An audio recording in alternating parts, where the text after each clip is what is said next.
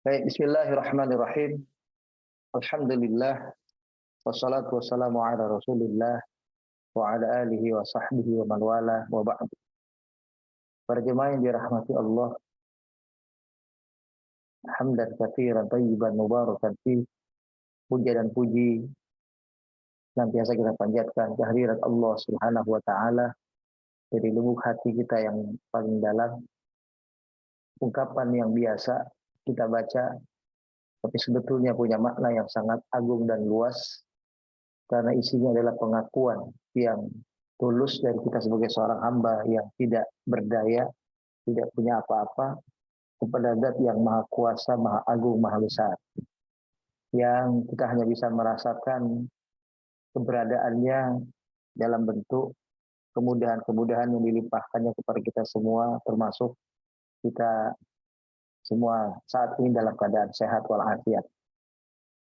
Para jemaah sekalian, kita akan bahas lanjutan kajian surat Fatir, yaitu ayat yang ke-15. Tapi sebetulnya kemarin kita bahas surat Fatir ayat yang sebelumnya, ayat 14.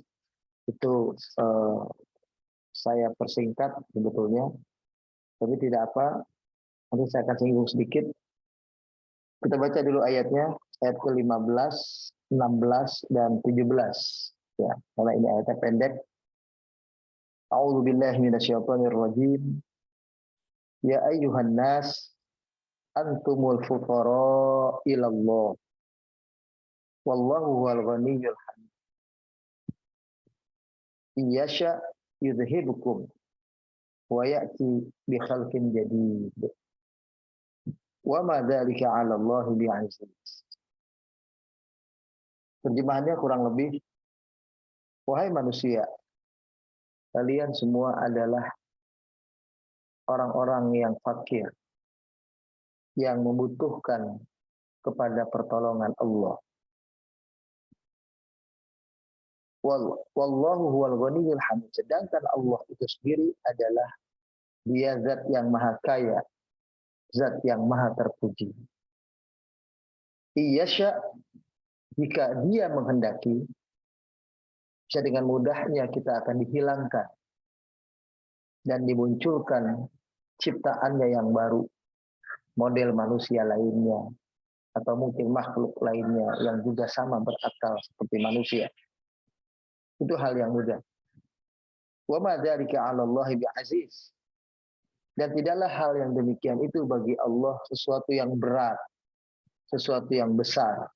Jadi itu adalah hal yang mudah, yang ringan, yang kecil bagi Allah Subhanahu wa taala untuk mengganti kita manusia dengan umat yang baru. Para jemaah sekalian yang dirahmati Allah, kalau kemarin sebelum kita bahas atau sampai kepada ayat ini, kita mendapati ada bahkan bukan tiga tapi 4 burhan, ya, pembuktian nyata tentang tanda-tanda kebesaran Allah dalam kehidupan ini. Yang pertama, kita dapati dalam ayat yang ke-9, ketika Allah berbicara tentang awan dan hujan. Betapa awan dan hujan itu sepenuhnya dalam kendali Allah Subhanahu wa taala pergerakannya. Allah yang menentukan dia pindah ke negeri yang kering, kemudian diturunkan hujan di sana. Lalu kemudian akibat hujan itu tumbuh-tumbuhan dan tanaman di sana menjadi subur, dan kemudian terus berkembang, bertumbuh besar, berbuah, berbunga, dan semacamnya. Sekaligus ini perumpamaan bagi orang-orang kafir Quraisy, ya, yang waktu itu tidak percaya bahwa adanya hari kebangkitan. Sebagaimana bumi yang kering tandus itu Allah hidupkan dengan turunnya air hujan dan pergerakan awan yang diarahkan menurut kehendak Allah, maka seperti itu pula lah manusia nanti akan dibangkitkan. Ya. Dari kubur, ditanam di tanah, bisa saja nanti dengan kerja dia muncul di hari kiamat. Dan itu adalah hal yang mudah bagi Allah. Yang kedua adalah pembuktian atau bukti nyata kebesaran Allah itu dalam hal penciptaan manusia, tumbuh kembangnya manusia. Dari mulai dikatakan ciptakan dari tanah, yang maknanya adalah dari tanah tidak langsung, ya, berubah menjadi air. Airnya adalah air mani maksudnya. Lalu kemudian dari air mani itu diciptakan pasangan. Lalu kemudian dari pasangan itu sampai akhirnya salah satu di antara mereka, pasangan itu yang perempuan, mengandung, ya, hamil. Dan kemudian akhirnya melahirkan kita manusia. Sejak manusia dalam penciptaan awalnya sebagai asal muasalnya tanah, meskipun tidak langsung, karena yang langsung dari tanah itu Nabi Adam alaihissalam, Allah telah mengetahui semua proses kejadian manusia itu sampai jadinya. Bahkan sampai nanti akhirnya lahirnya, besarnya, tumbuh kembangnya. Sampai akhirnya ada di antara mereka yang Allah panjangkan umurnya, ada yang Allah pendekkan umurnya. Allah sudah menetapkan apa-apa yang akan terjadi pada diri manusia semuanya. Dan itu diterangkan dengan jelas dalam satu kalimat, wa ma tahmilu min unsa wa la tad'u illa bi'ilm. Tidak ada manusia perempuan yang hamil dan mengandung kecuali, ya, mereka kandungannya, proses kelahirannya, semuanya Allah ketahui dengan ilmunya. Artinya, pengetahuan Allah tentang kelahiran manusia bukan sekedar seperti ilmu teknologi modern tentang alat yang disebut USG, sekedar tahu laki dan perempuan misalnya. Ternyata lebih dari itu. Dan kalau nanti ilmu pengetahuan juga bisa mendapati di samping laki dan perempuan ada yang lain bisa diketahui. Nah, ilmu Allah jauh lebih luas, lebih dalam lagi. Bahkan bukan hanya mengetahui proses biologisnya manusia, proses ruh manusia.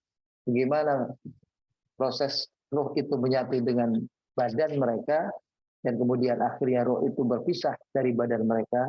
Semuanya tidak terjadi kecuali atas apa yang telah Allah tetapkan dalam kitab-Nya. Pembuktian yang ketiga, ya, yang kita lihat di ayat surat Fatir ini adalah yang terdapat di ayat 12, yaitu tentang lautan. Dua lautan dalam satu kalimat, tapi yang dimaksud adalah laut dan sungai. Betapa tidak, keduanya punya keunggulan masing-masing. Yang satu, air yang tawar, yang segar, yang menjadi bisa menghilang rasa dahaga kita dan kebutuhan manusia.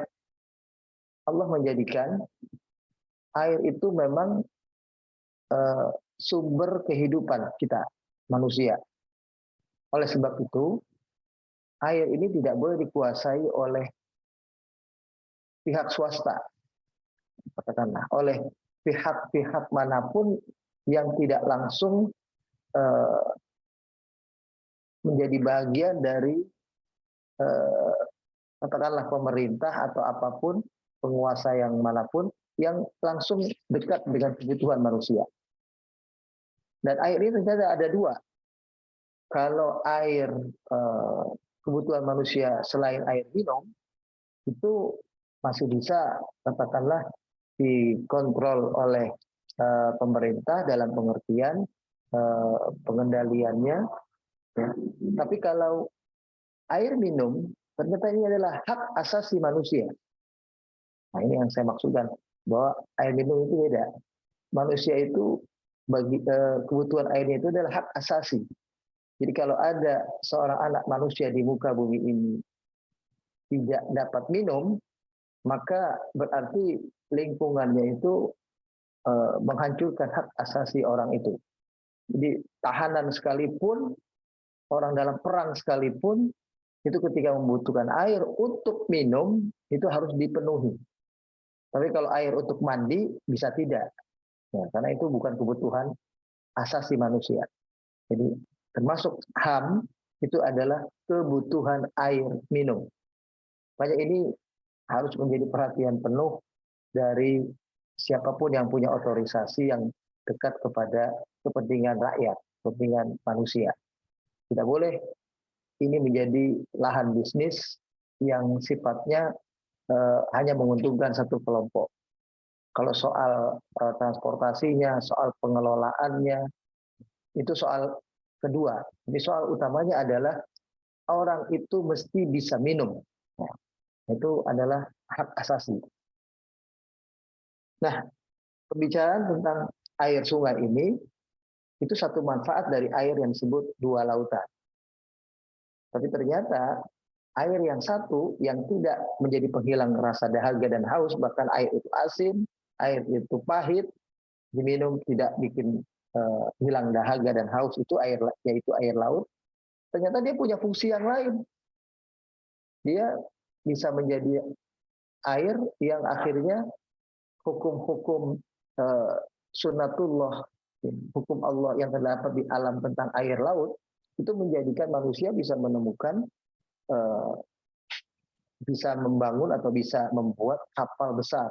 Karena disebut air laut itu dalam bahasa Al-Quran kemarin, itu dikatakan watarul fulka fihi mawakhir.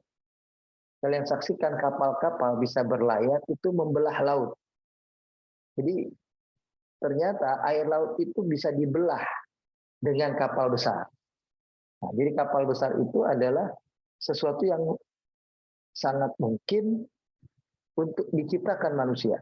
Bayangkan ayat ini itu bicara 14 abad yang lalu. Sebelum kita punya kapal besar, kapal perang seperti sekarang. Kapal-kapal dulu masih kecil-kecil. Ya. Dan ilham atau awal berpikir manusia tentang transportasi itu diawali dari soal kapal ini. Transportasi pertama itu adalah kapal laut, yaitu kapal di zaman Nabi Nuh alaihissalam. Dari situlah menjadi inspirasi bagi seluruh umat manusia memanfaatkan air laut sebagai alat transportasi. Mereka buat kapal. Dan ternyata dari membuat kapal menginspirasi membuat mobil, membuat motor dan seterusnya. Nah, itu luar biasa.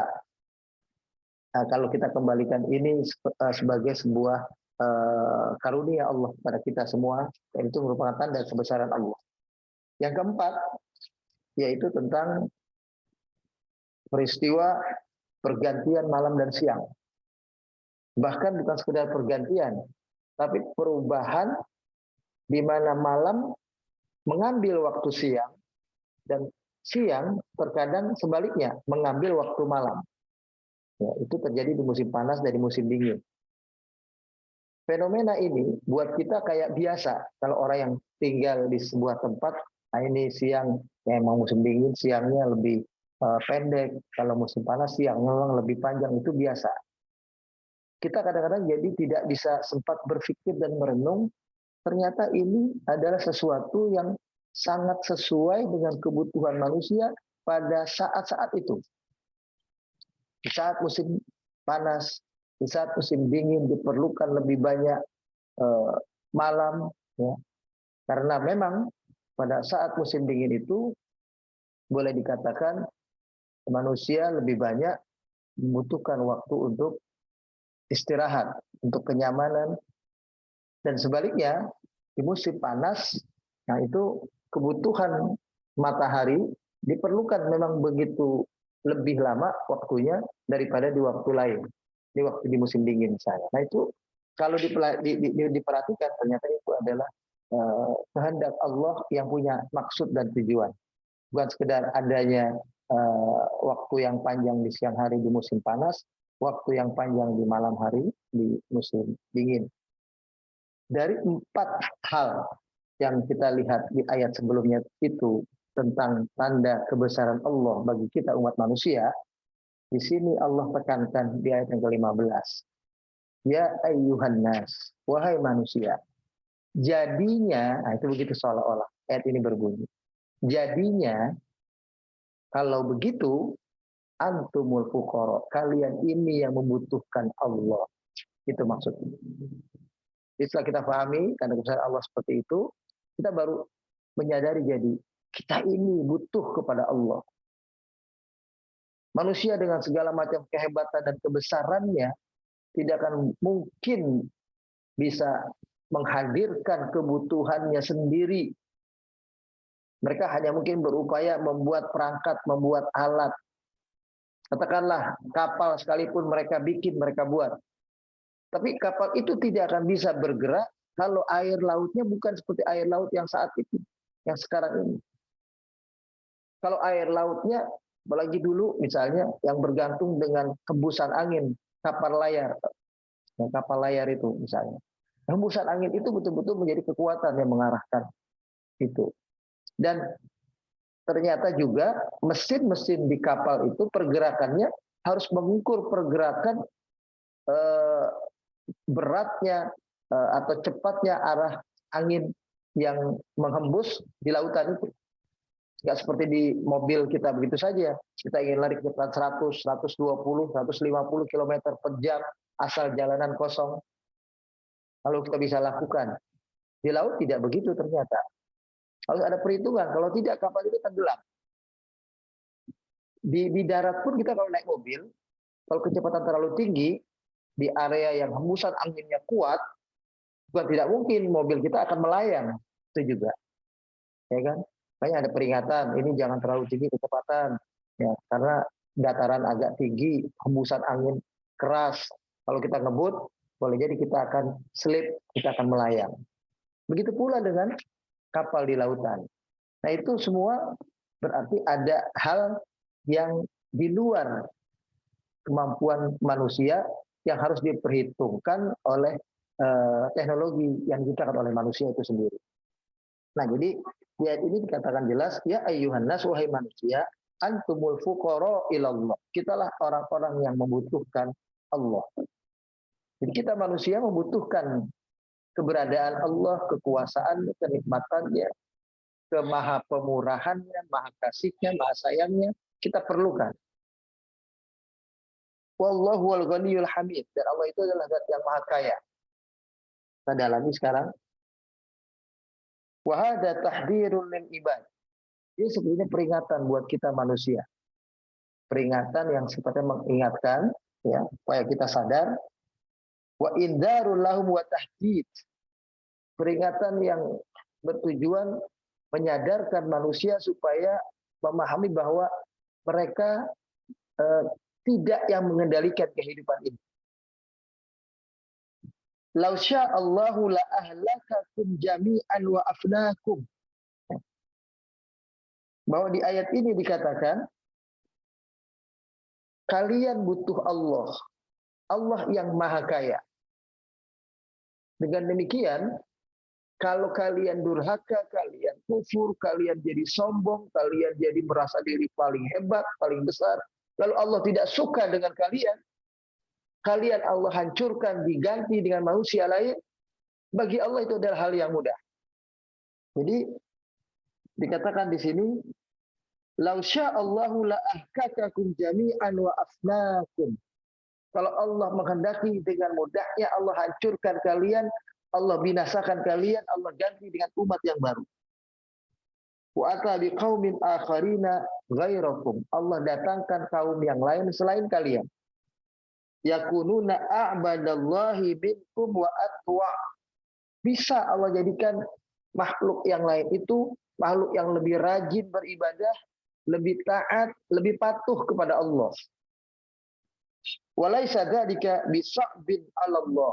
Hal yang demikian bukan hal yang sangat sulit bagi Allah.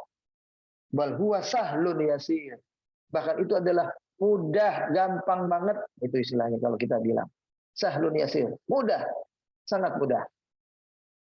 Li'annahu yaqulu lisyai' kun fayakun. Karena Allah tinggal mengatakan kepada sesuatu, kalau dia menghendaki itu tinggal bilang kun. Jadi fayakun, maka terjadilah apa yang Allah katakan jadi tadi. Ya. Walaupun dalam tafsirnya itu pengertiannya adalah bahkan belum diucapkan, baru menjadi keinginan Allah. Lalu Allah berkeinginan segera terwujud, langsung terwujud walaupun belum sempat diucapkan kun. Nah, itu begitu. Karena kalimat kun ini untuk memudahkan pemahaman kita saja bahwa tindakan itu dimulai dari ucapan. Nah, itu begitu. Kemudian ya ajaban lihadzal insan al-ghafil an rabbi. Kalau gitu, wahai manusia yang selama ini lalai dari mengingat Allah, dari berhubungan dengan Allah, dari beribadah, dari patuh kepada syariat Allah ini. Hadzal ma'rad ana ibadatihi wa ta'at. Inilah pemandangan buat kita. Bagaimana penghambaan diri seorang hamba kepada Allah, ketaatan seorang hamba kepada Allah, itu sesuatu yang mutlak harus terjadi, dilakukan oleh hambanya. Karena kalau tidak, dan Allah murka, Allah marah, dia bisa saja dengan mudah mengganti kita. Yarkabuhul gharur ahyanan fayadhunnu annahu syai'un 'azim. Memang manusia kadang-kadang terlalaikan dengan kepandaiannya, dengan kepintarannya, dengan kekuasaannya, dengan ilmunya, dengan apa yang dimilikinya, seolah-olah merasa dunia itu sudah bisa dikendalikan. Sehingga dia lupa bahwa dia sangat lemah. Makanya digambarkan waktu kita lihat ayat yang terakhir, kalau tidak salah di ayat yang ke-13, ya. Ayat ke-13 itu kan dikatakan walladzina tad'una min dunihi ma yamlikuna min qitmir. Bahwa apa-apa yang kalian sembah selain Allah itu adalah sosok makhluk yang dia tidak bisa buat apapun, bahkan selapis kulit saja. Ternyata qitmir itu saya dalami maknanya lebih jauh. Itu kemarin saya katakan seperti lapisan kulit manusia, yang memang kulit kita itu walaupun kita lihat tipis, itu berlapis-lapis. Ternyata qitmir yang dimaksud lebih halus lagi dari itu, para jemaah. Qitmir yang dimaksud dalam ayat itu adalah lapisan yang ada di biji kurma itu, Pak. Kita akan membuka buah kurma, ada bijinya di dalam. Nah, bijinya itu ada lapisnya kecil sedikit kalau diperhatikan, yang bisa kita buka lapisannya, ya, arinya lah katakanlah. Nah, itu yang dimaksud dengan qitmir. Sekedar itu saja manusia nggak bisa menciptakan. Ya. Dan apa yang disembah oleh manusia, apalagi Tuhannya, berhalanya, nggak bisa bikin itu. Di surat Al-Ankabut, ya, ketika Allah bicara tentang laba-laba, pada ayat yang ke-41, ya, surat 29 Al-Ankabut ayat 41, dikatakan begini. Masalul ladzina takhadhu min dunillah awliya'a kamatsalil ankabut. Perumpamaan orang-orang yang menjadikan selain Allah sebagai Tuhannya, sebagai penolongnya, sebagai pelindungnya, perumpamaan mereka itu seperti laba-laba. Ittakhadat baita. Laba-laba membuat sebuah rumah. Wa inna auhanal buyuti labaitul ankabut. Padahal rumah laba-laba itu, rumah laba-laba itu, ya, itu adalah rumah yang paling rapuh, rumah yang paling gampang untuk dihancurkan.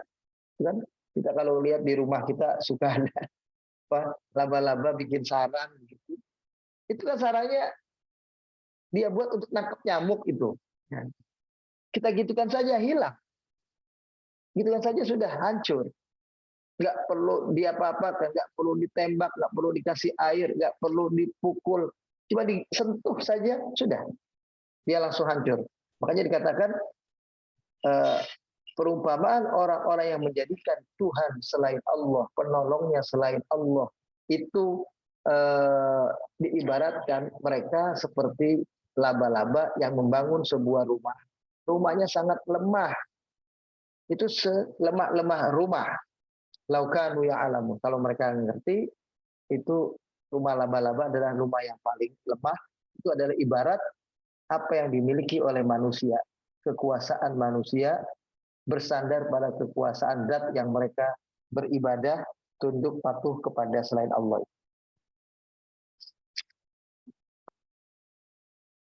Manusia ahyanan kadang-kadang yadhunnu annahu syai'un 'azim, mengira dirinya hebat, dirinya besar. Wa annahu mustaghnin an fadli rabbi, bahkan mengira dirinya itu punya karunia, punya kelebihan yang dipikirnya Allah nggak punya itu. Wa huwa fi kulli lahdhah bihaja ila insanihi wa iddani. Padahal pada setiap saat manusia membutuhkan pertolongan Allah.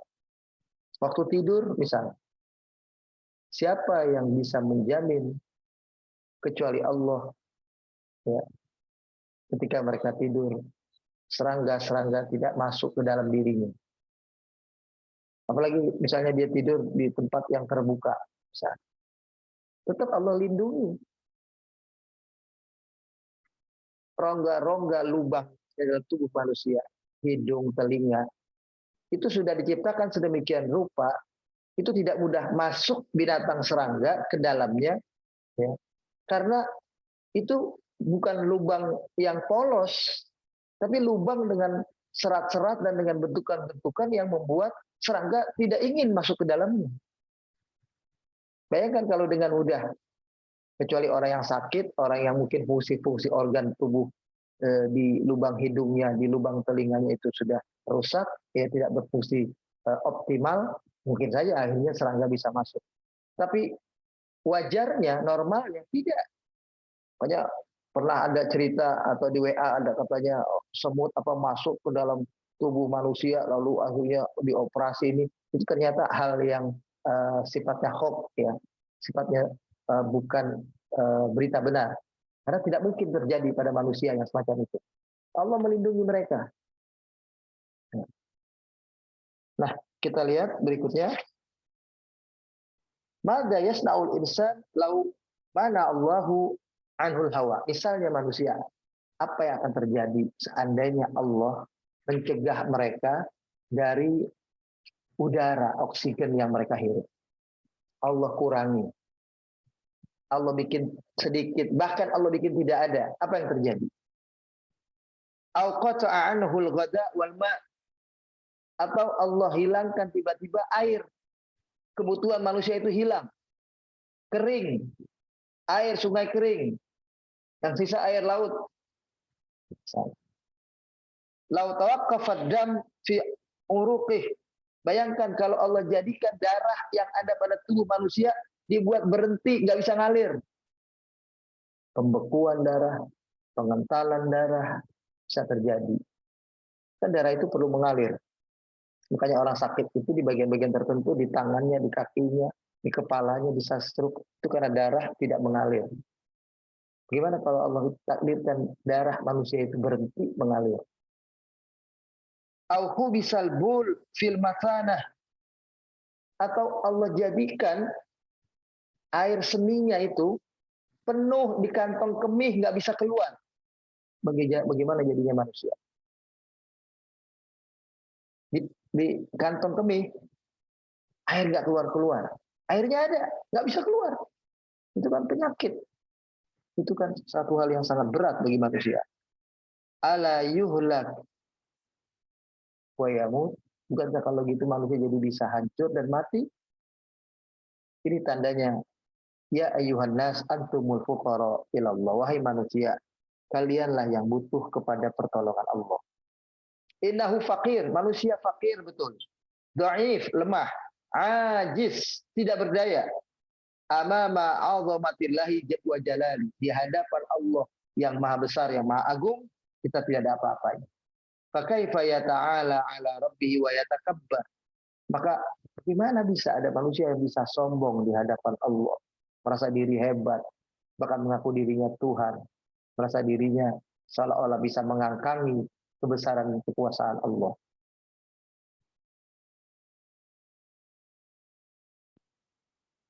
Para jemaah sekalian dirahmati Allah, ayat yang ke-15, 16, 17 ini adalah ayat yang bersifat membangun kesadaran kita manusia bahwa kita betul-betul sebagai makhluk yang sangat lemah. Ketergantungan kita kepada karunia Allah itu begitu besar. Makanya disebut antumul fuqara ilallah. Kalian membutuhkan Allah. Kita bergantung kepadanya. Dialah tumpuan kasih, tumpuan harapan kita. Kita baru kadang-kadang menyadari ketika dalam keadaan terjepit, terdesak, dalam keadaan tidak punya, baru kita menyadari. Dan kadang-kadang barulah orang angkat tangan mohon doa kepada Allah. Gak jarang ada orang yang seperti itu. Kalau belum jatuh, belum bangkrut, belum terjepit, belum susah, belum jadi musibah besar, rumahnya belum kebakaran, rumahnya belum kebanjiran, rumahnya belum menjadi masalah. Banyak manusia yang lupa, baru angkat tangan kepada Allah, baru mau sholat, baru mau mendekat kepada Allah. Setelah itu semua terjadi. Apakah kita harus mengalami seperti itu dulu semua? Tentu kita orang beriman tidak mengharapkan itu. Cukuplah dengan membayangkan karunia Allah yang besar yang dilimpahkannya senantiasa kepada kita. Di antaranya dalam kajian surat Fatir ini ada 4 hal tadi sebagai tanda kebesaran Allah buat kita semua. Kita akui itu kalau kita sujud kepadanya, kita beribadah kepadanya. Tanpa harus kita kehilangan dulu apa-apa yang kita miliki, sosok-sosok yang kita cintai.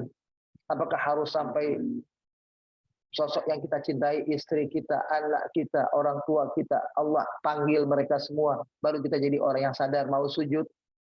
Tentu kita tidak berharap seperti itu. Atau Allah hilangkan semua anggota tubuh kita yang tadinya bisa melihat, Allah butakan, baru kita sadar. Allah jadikan kita lumpuh, baru kita sadar. Allah jadikan kita kena stroke misalnya. Allah jadikan kita berbaring di rumah sakit, kena kanker ini, kanker itu, serangan jantung, dan semacamnya. Wal'iyadzubillah. Kita berharap sebelum semua itu terjadi, kita sudah sadar mengakui kebesaran Allah. Dan justru kesadaran itulah mudah-mudahan bisa menjadikan kita akhirnya terhindar daripada penyakit-penyakit itu semua tadi. Dan musibah-musibah besar yang mungkin akan terjadi. Baik, para jemaah sekalian, karena itu kajian ayat 15, 16, 17, maka kita lanjut kepada ayat berikut. Tsumma bayyana ta'ala anna kulla nafsin tahmilu wizraha. Ayat Allah berikutnya menerangkan tentang bahwa setiap individu itu menanggung beban kesalahannya sendiri. Jadi kalau ada orang terjatuh, hidup terus dengan ketidaksadaran dirinya, yang akhirnya terus bermaksiat kepada Allah, terus berdosa, terus mengingkari Allah, nggak sadar-sadar, ketahuilah dosanya itu ditanggung sendiri. Itu maksudnya. Kita pindah ke ayat itu. Walatu akhadhu illa bima kasabathu yadaha. Manusia tidak akan diberikan balasan kecuali apa yang telah ia perbuat. Itulah kalimat di ayat yang ke-18 yang berbunyi. Jadi kita masuk ayat 18 ini Pak, langsung. Wala taziru waziratun wizra ukhra. Dan tidaklah satu beban kesalahan dan dosa menjadi beban yang dipikul oleh orang yang lain. Ya. Wa in tad'u muthqalatun, dan jika seandainya diminta ada terjadi orang yang punya beban berat itu memanggil sosok yang telah jatuh kepada perbuatan besar dosanya dan kesalahannya itu, memanggil ila himliha agar dibantu diringankan bebannya itu, la yuhmal minhu syai'un walau kana dza qurbah. Niscaya tidak akan ada yang memikul kesalahan dan dosanya meskipun itu adalah kerabatnya. Minta tolong kepada saudaranya, minta tolong kepada ayahnya, minta tolong kepada ibunya, minta tolong kepada anaknya, minta tolong kepada kakak adiknya. Itu tidak akan terjadi. Innama tundirul ladina yakhshawna rabbahum bil ghaibi wa aqamus shalah. Sesungguhnya hanyalah orang-orang yang takut kepada Allah Tuhan mereka yang gaib itu dan menegakkan salat, itulah yang selamat. Wa man tazakka fa innama yatazakka li nafsi. Dan barang siapa yang berusaha mensucikan dirinya senantiasa dalam hidupnya, menjaga hubungan dirinya dengan Allah secara baik terus-menerus, maka sesungguhnya orang itulah yang sedang menyelamatkan dirinya sendiri dengan mensucikan dirinya itu. Wa ilallahil masir. Lebih lanjut makna ayat yang ke-18 itu begini. Inna kulla nafsin tahmilu ithmu nafsiha. Bahwa setiap manusia itu memikul dosanya sendiri. Ya. Wala tu'aqabu bidan bi ghairi. Manusia kita ini tidak pernah akan dapat siksaan tambahan dari Allah karena perbuatan dosa yang dibuat oleh orang lain. Itu tidak. Ini di akhirat, kalau kita betul-betul bersih, tidak punya kesalahan dan dosa, kita tidak akan mengalami azab. Kalaupun kita punya atau kena azab nanti di akhirat, itu adalah akibat perbuatan kita sendiri. Tidak mungkin nanti di akhirat kita akan kena azab akibat perbuatan saudara kita, perbuatan anak kita, perbuatan orang lain. Itu tidak. Ya. Lain hal kalau soal pertanggungjawaban karena seorang suami kepada istri yang tidak menjaganya, tidak mendidiknya, tidak memperingatinya, itu soal lain. Tapi pada dasarnya kesalahan orang lain yang telah terjadi, ya, itu menjadi tanggung jawabnya sendiri, dan itu tidak akan dibebankan kepada kita yang tidak berbuat kesalahan dan dosa. Kama yaf'aluhul jabbarah an akhadha al-ashirah bil jani.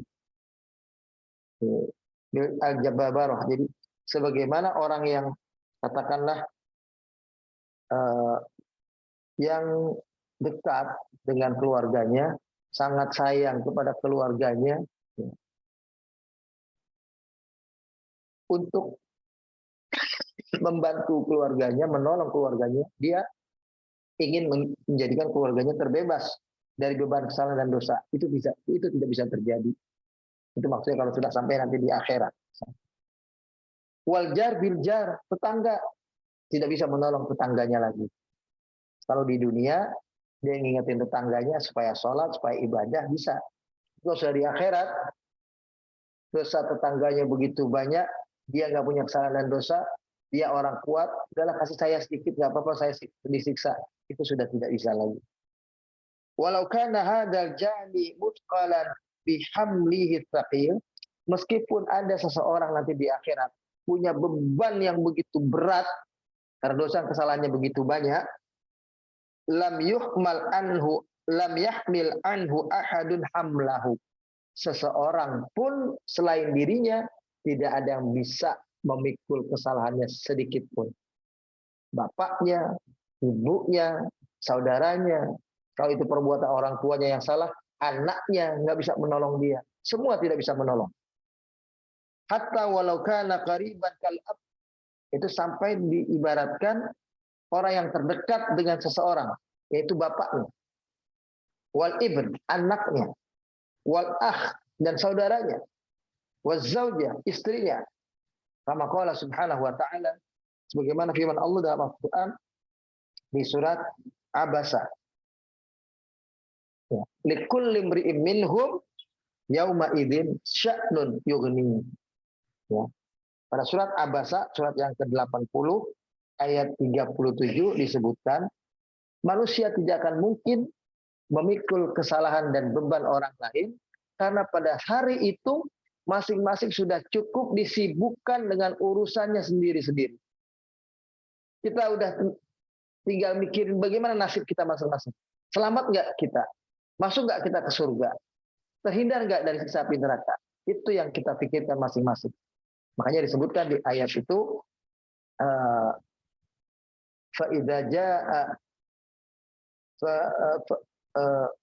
فَإِذَا جَاءَتِ الصَّاخَّةُ يَوْمَ يَفِرُّ الْمَرْءُ مِنْ أَخِيهِ وَأُمِّهِ وَأَبِيهِ وَصَاحِبَتِهِ وَبَنِيهِ لِكُلِّ امْرِئٍ مِّنْهُمْ يَوْمَئِذٍ شَأْنٌ يُغْنِيهِ.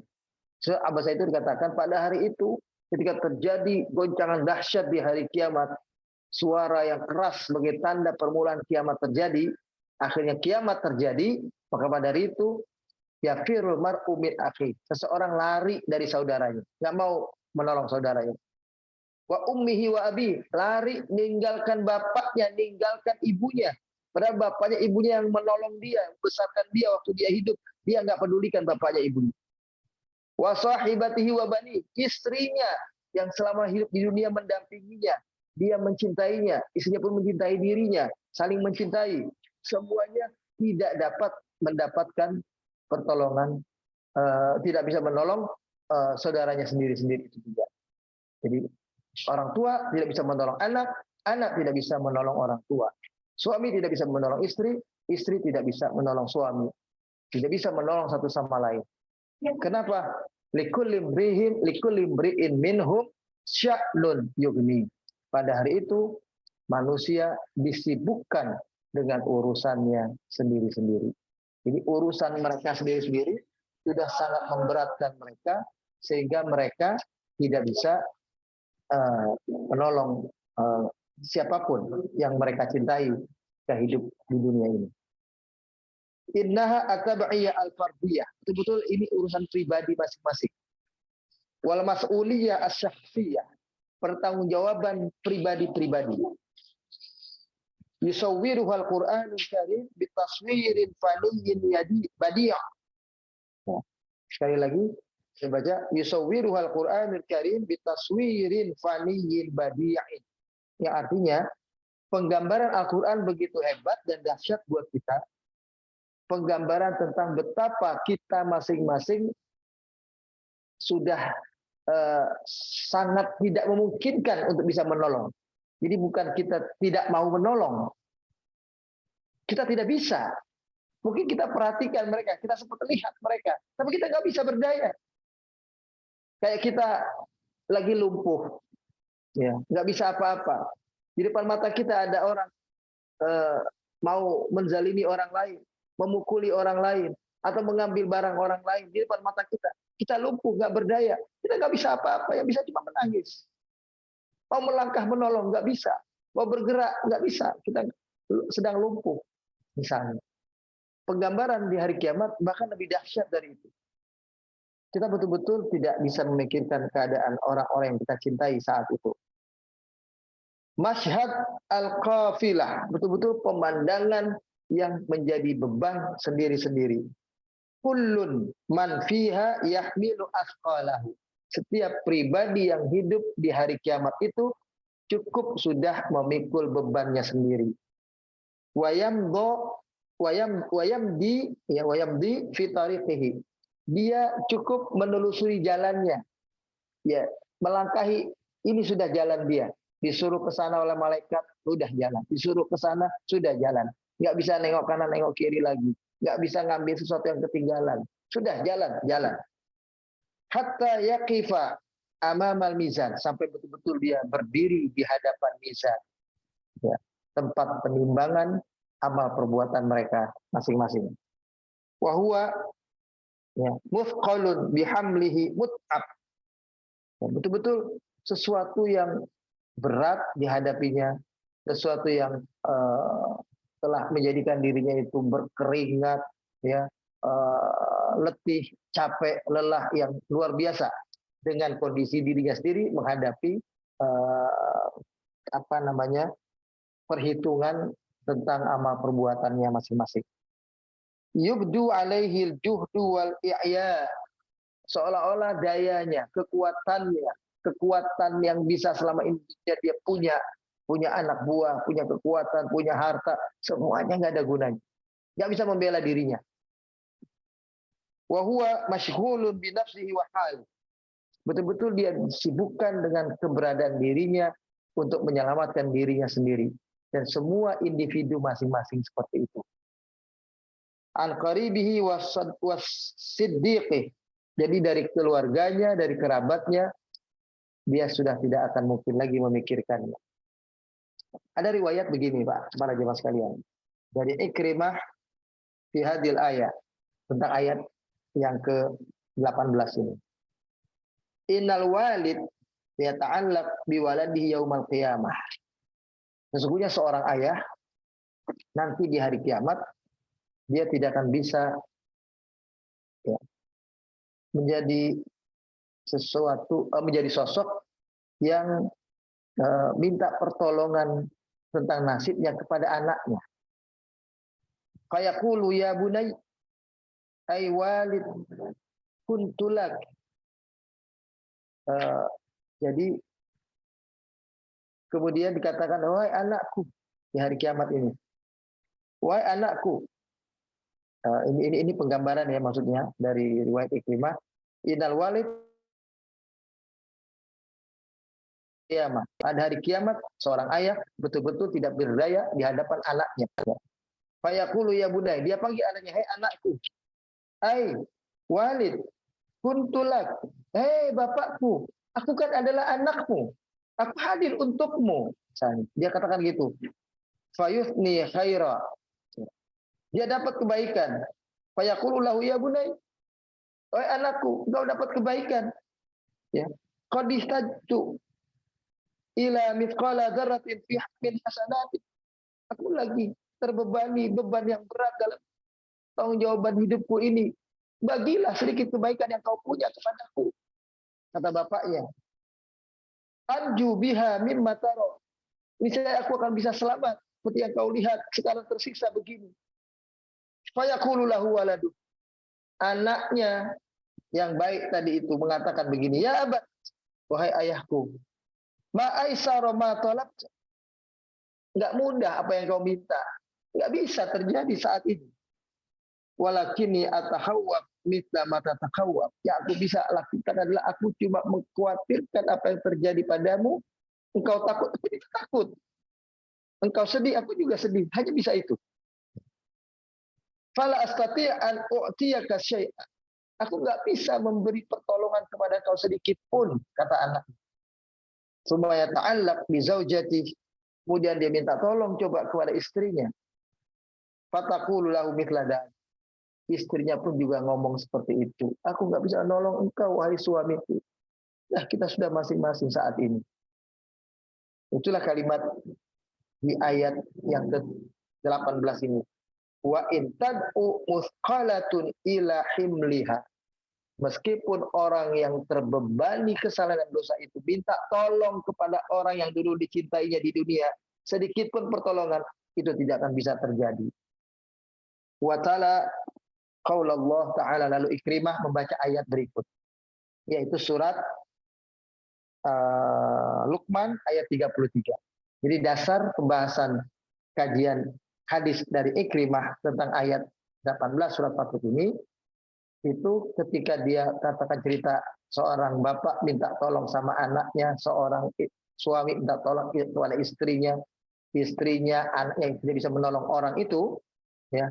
Kemudian dia baca ayat Quran yang lain yang jelas-jelas kalimat Allah seperti itu bunyinya. Yaitu surat Luqman, surat yang ke-31 ayat 33. Yang berbunyi, waqshaw yauman la yajzi walidun an waladihi wala mauludun huwa jazid an walidihi syai'a. Silakan kalau Bapak mau lihat, ya. Surat Luqman itu surat yang ke-31 ayat 33, ya. Atau ayat yang dua ayat terakhir itu dikatakan, ya ayyuhan nas ittaqu rabbakum, wahai manusia, bertakwalah kalian kepada Allah Tuhan kalian, wakhshaw yauman la yajzi walidun an waladihi wala mauludun huwa jazin an walidihi syai'a. Takutlah kalian kepada suatu hari yang pada hari itu seorang bapak tidak dapat menolong anaknya dan seorang anak tidak dapat pula menolong bapaknya. Ya. Inna wa'dallahi haq. Sesungguhnya janji Allah adalah janji yang benar. Fala taghurrannakumul hayatud dunya. Maka dari itu ketika di dunia ini janganlah sampai sekali-kali kehidupan dunia memperdayakan kalian sehingga lupa kepada Allah.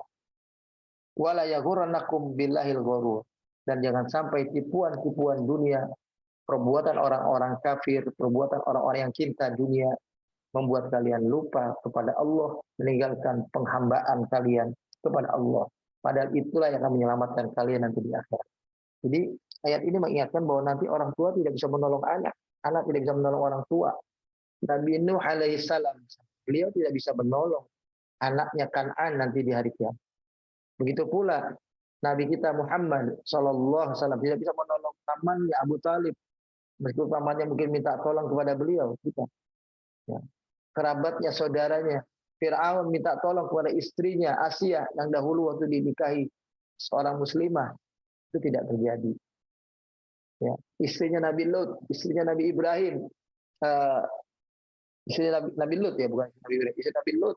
Minta tolong kepada Nabi Lut ya, agar Nabi Lut menolong dirinya karena istrinya ikut justru dengan kelompok mereka yang dimurkai Allah karena perbuatan mereka di negeri Sodom soal homoseksual itu. Itu minta tolong kepada Nabi Lut tidak bisa menolong. Nah, itu seperti itulah yang terjadi. Nah, ini yang dikatakan di dalam ayat surat Luqman ayat ke-33. Tadi kita sampai kepada seseorang tidak bisa menolong orang lain meskipun itu adalah kerabatnya. Kemudian dikatakan oleh Allah dalam ayat berikutnya, innama tundirul ladina yakhshawna rabbahum bil ghaibi wa aqamus shalah. Yang bisa kita lakukan sekarang adalah hanya kita mengajak, mengingatkan saudara kita, orang tua kita, anak kita. Kalau kita yang baik, maka mengingatkan anak kita. Kalau kita sebagai seorang anak, orang tua kita kurang baik, kita ingatin orang tua kita. Ya, mengingatkan istri kita. Itu yang bisa kita lakukan agar mereka sama-sama takut kepada Allah, Tuhan mereka yang gaib. Jadi, Allah memang gaib buat kita. Kita tidak bisa melihatnya, tidak bisa menghadirkan secara pandangan mata kita kepada tentang Allah kepada siapapun. Seseorang yang takut kepada Allah yang gaib, itulah yang selamat. Membangun dirinya dengan ibadah salat. Haula'il mu'minuna shadiqun. Inilah orang-orang mukmin yang sejati, yang benar. Alladzina yakhafuna rabbahum walau yusyahidu. Yaitu mereka yang sangat takut kepada Allah Tuhan mereka meskipun mereka tidak menyaksikan, tidak melihat Allah Tuhan mereka langsung. Wa hafidhu ala ibadatihim wa hafadhu ala ibadatihim wa salatihim. Mereka berupaya menjaga ibadah mereka, salat mereka. Humul ladina yantafi'una bil indar. Mereka lah orang-orang yang dapat manfaat kalau dikasih peringatan. Jadi orang yang masih ada sholatnya, masih takut kepada Allah di hatinya, kita ingatkan itu masih bisa. Wa yastajibuna laka duna man adahum min ahli tamarrud wal fasad. Beda dengan orang yang sudah hatinya keras, orang yang sikap hatinya bermusuhan dengan kebenaran, benci dengan Islam ini, kalau kita sadarkan mereka itu tidak mudah. Orang-orang yang senantiasa sholat, walaupun sholat mungkin ada belum sempurna, belum khusyuk, tapi sholat. Kemudian ada orang yang senantiasa yakin Allah itu adalah Tuhannya, walaupun gaib dia masih percaya. Ya.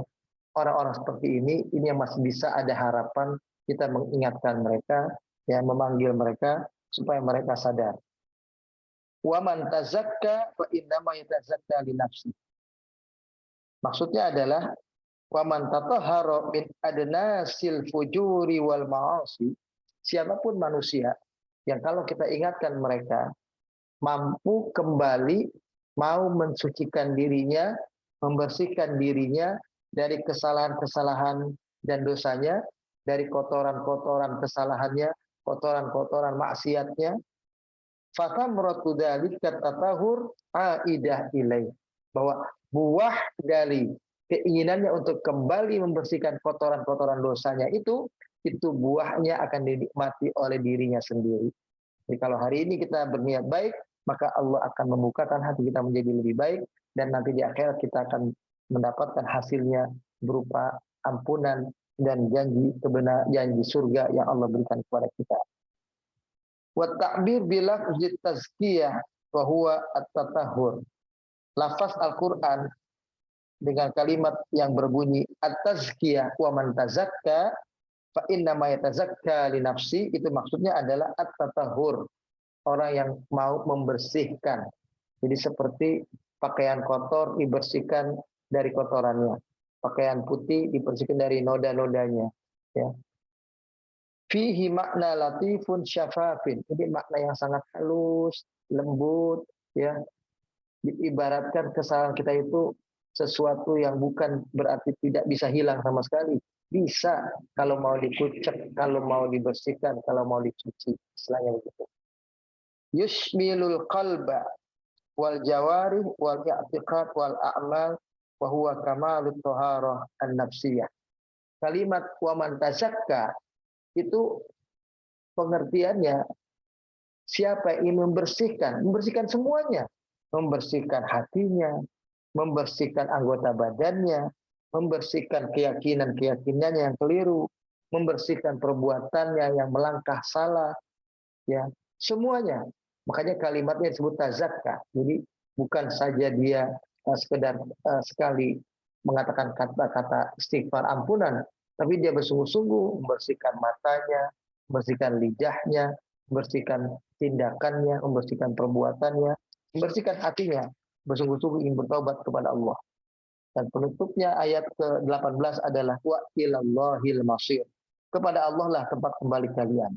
Marja al-khalaiq lil hisab wal jaza ilaihi wahdah. Tempat kembalinya seorang hamba siapapun mereka adalah ketika mereka nanti dihisab dan akan dibalasi. Dan itu terjadi pada setiap individu tanpa kecuali. Wa huwa khabar mutadamman makna al-wa'id wa tahdid. Inilah makna ayat yang berarti al-wa'id wa tahdid, yaitu peringatan dan ancaman. Jadi Al-Quran memang selalu ada bahasa al-wa'id wa tarhib istilahnya. Jadi ada al-wa'id ancaman, ada tarhib. Jadi yang bikin kita punya harapan. Itu gitu. Ya, atau al-wa'du wal wa'id, janji surga, wal wa'id, janji ancaman neraka. Itu begitu. At-tarhib wa targhib. Tarhib ancaman neraka, ancaman akibat berbuatan dosa, wa targhib harapan kalau berbuat kebaikan Allah ganjar dengan surga, Allah beri balasan dengan surga. Inilah barangkali para jemaah sekalian, kita hari ini sampai dengan ayat yang ke-18. Ya, jadi yang akan datang insya Allah masuk ke ayat yang ke-19. Saya kira itu para jemaah sekalian dirahmati Allah, mudah-mudahan menambah keimanan kita semua dan juga menambah pemahaman kita tentang surat yang kita sedang bahas ini, ayat-ayat di surat Fatir, ya, yang lebih banyak bersifat katakanlah mengingatkan kita tentang tanggung jawab kita masing-masing nanti di hadapan Allah ketika kita dalam kehidupan dunia ini mungkin kadang-kadang terlupa dengan apa yang kita miliki. Kita punya segalanya, kita punya kekuatan, punya kekuasaan, seolah-olah kita punya segala-gala. Barangkali bapak-bapak, para jemaah yang sekarang di masa-masa pensiun itu sedikit lebih punya kesadaran daripada kita yang masih muda-muda. Maksudnya adalah ketika dulu mereka masih dalam kekuatannya, di dunia kesibukannya, pekerjaannya, banyak hal yang bisa dia lakukan. Tenaganya masih kuat. Tapi begitu sudah masa-masa pensiun, mulailah dia menyadari dia tidak bisa berbuat sebanyak apa yang dia perbuat waktu masih muda. Mungkin pada waktu dia masih muda, energik, masih kuat, semuanya bisa dikerjakan sendiri. Sekarang akhirnya dia lemah, merasakan bahwa dia tidak bisa sekuat dahulu. Begitu pula dalam konteks perbuatan pekerjaan sehari-hari. Dulu dia bisa barangkali bekerja pagi sampai sore, bahkan malam untuk mencari nafkah. Kalau sekarang pun dia bekerja sampingan, paling-paling sampai jam 12 sudah lelah, sudah capek. Atau ingin kerja yang relatif lebih santai dan semacamnya. Saya kira itu Pak, para jemaah sekalian dirahmati Allah. Allahumma ya Rabb lakal hamdu wa lakas syukur anta rabbuna anta ilahuna wa nahnu ibaduka la ilaha illa anta subhanak. Ya Allah, kaulah Rabb sesembahan kami, Tuhan kami, ilah kami. Kami adalah hamba-hambamu ya Allah. Ampunilah dosa dan kesalahan kami, rahmatilah kami. Ampunilah dosa dan kesalahan kedua orang tua kami, dan rahmatilah keduanya. Baik keduanya yang masih hidup bersama kami, ataupun kedua orang tua kami yang telah Kau panggil lebih dahulu dari kami.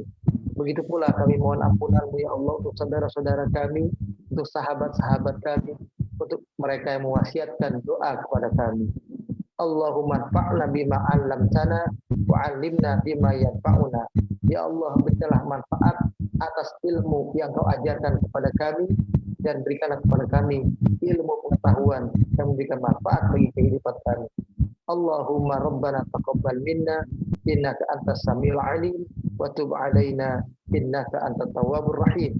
Allahumma a'izal Islam wa ansur muslimin. Allahumma ansurna wa la tansur alaina. Allahumma ansurna 'alal qaumil kafirin. Rabbana atina fid dunya hasanah wa fil akhirati hasanah wa qina adzabannar. Wa sallallahu ala nabiyyina Muhammad wa ala alihi wa sahbihi ajma'in wa sallama tasliman katsira walhamdulillahi rabbil alamin. Subhanakallahumma wa bihamdika asyhadu an la ilaha illa anta astaghfiruka wa atubu ilaik.